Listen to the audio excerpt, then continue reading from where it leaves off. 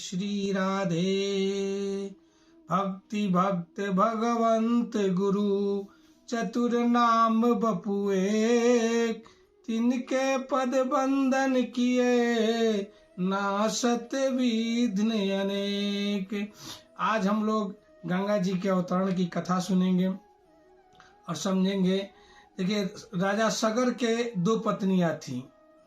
एक पत्नी से 60,000 पुत्र उत्पन्न हुए और एक पत्नी से एक पुत्र उत्पन्न हुआ जिसका नाम असमंजस था। असमंजस हमेशा असमंजस में बना रहता था। वह भगवान का बहुत बड़ा भक्त था, लेकिन वह गृहस्थ में फंसना नहीं चाहता था। उसके एक पुत्र थे अंशुमान। तो असमंजस क्या करता था कि जितने लड़के थे, बच्चे थे, उनको लाकर और गंगा जी में डुबो देता था। अब वहाँ राजा के रोज कुछ लड़के गायब होने लगे, तो राज्य में यह हल्ला हंगामा शुरू हो गया कि भाई लड़का जा कहाँ रहा है। तो राजा ने एक गुप्त टीम बनाया और उसको यह बोला कि आप पता लगाइए कि आखिर ये लड़के कहाँ जा रहे हैं।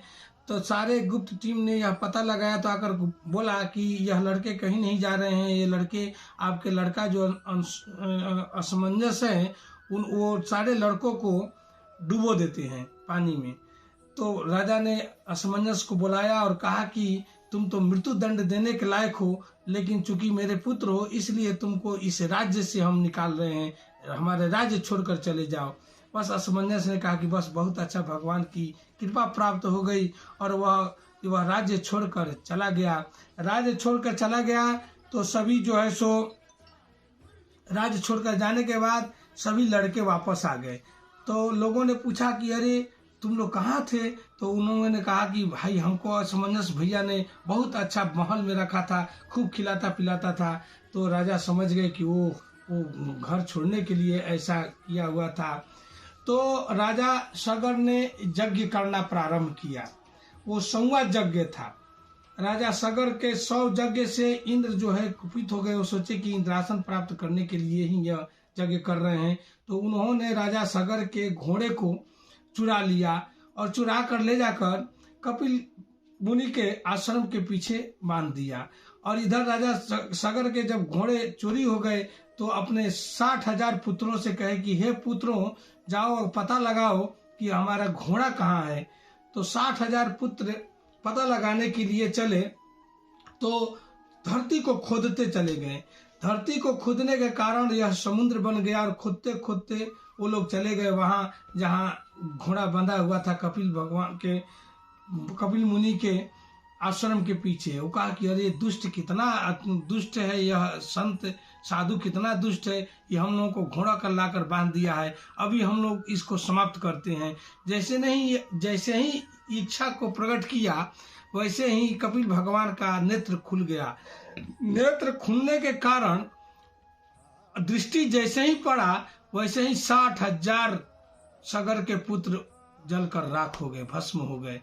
और कुछ दिन तक नहीं आए तो सगर ने कहा कि अपने नाती से अंशुमान से, असमंजस के पुत्र से बोला कि हे अंशुमान, देखो तुम्हारे 60,000 चाचाएं कहाँ चले गए, पता नहीं चला, जरा तुम खोज कर लाओ कि मेरा घोड़ा और तुम्हारे चाचा कहाँ पर हैं। तो अंशुमान घूमते घूमते जब वहां गए कपिल मुनि के आश्रम में तो जाकर कपिल भगवान को प्रणाम किए और कहे कि हे मुनि, हे महात्मा, हमारे 60,000 चाचाएं कहाँ हैं और मेरा दादाजी का घोड़ा कहाँ है। तो कपिल भगवान ने कहा कि हे पुत्र, तुम्हारे घोड़े वहां बंधे हुए हैं और 60,000 पुत्र तुम्हारे वो राख बनकर पड़े हुए हैं। तो उन्होंने कहा कि हे महात्मा, यह बताइए कि हमारे चाचाओं का उद्धार कैसे होगा। तो उन्होंने कहा कि यह उद्धार होने की कोई विधि नहीं है अभी धरती पर। गंगा जी अगर अवतरित होकर आ जाए तो गंगा जी के बूंद पड़ने से इन लोगों को उद्धार हो जाएगा। तो उन्होंने आकर अपने दादाजी को सारी बातें बताया कि कपिल भगवान ने कहा है कि गंगा जी के अवतरण से 60,000 हमारे चाचाओं का उद्धार होगा। तो अंशुमान को राज्य देकर राजा सगर चले गए तपस्या करने के लिए और तपस्या करते करते चले गए, लेकिन गंगा जी प्रकट नहीं हुई। तो जब यह बात अंशुमान ने सुना तो उन्होंने अपने पुत्र दिलीप को राज्य देकर वो भी तपस्या करने चले गए, लेकिन उनके तपस्या से भी गंगा जी प्रकट नहीं हुई। तो दिलीप भी अपने पुत्र भागीरथी को राज्य देकर चले गए। दिलीप भी बहुत सालों तक तपस्या किए, लेकिन उनके तपस्या से भी गंगा जी प्रकट नहीं हुई। तब भागीरथी अपने पुत्र को राज्य देकर और घोर तपस्या किए। तो भागीरथी के तपस्या से गंगा जी प्रसन्न हुई और बोली कि हे पुत्र, तुम अब वर मांगो, मैं तुम्हारे पर प्रसन्न हूँ। तो भागीरथी ने कहा कि हे माता, अगर हम पर प्रसन्न है तो आप धरती पर चलिए और हमारे पूर्वज जो पड़े हुए हैं उनको उद्धार करिए। तो गंगा जी ने कहा कि ये कैसे हो सकता है, हमारे धरती पर जाने का दो व्यवधान है, एक तो मैं जाऊंगी तो धरती फट जाएगी, रुकेंगे कहाँ, और दूसरा कि अब हम जाएंगे तो सारे पापी जो है सो हमारे जल में स्नान करेंगे तो मैं पापनी हो जाऊंगी। भागीरथी जी ने कहा कि इसका कोई उपाय है। तो बोली कि अगर शंकर भगवान प्रसन्न हो जाएंगे तो यह उपाय है कि वो हमको धारण कर लेंगे तो मैं गंगा उतर सकती हूँ।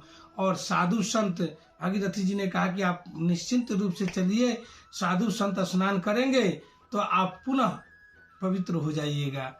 तो घोर तपस्या किए तो शंकर जी प्रकट हुए, और शंकर जी प्रकट हुए तो कहे कि मांगो। तो उन्होंने कहा कि हे शंकर भगवान, आप प्रसन्न हैं तो गंगा जी को अवतरण करने में हमारी मदद करिए और धारण करिए अपने जटा में, और जटा से भगवान गंगा मैया उतरेंगी।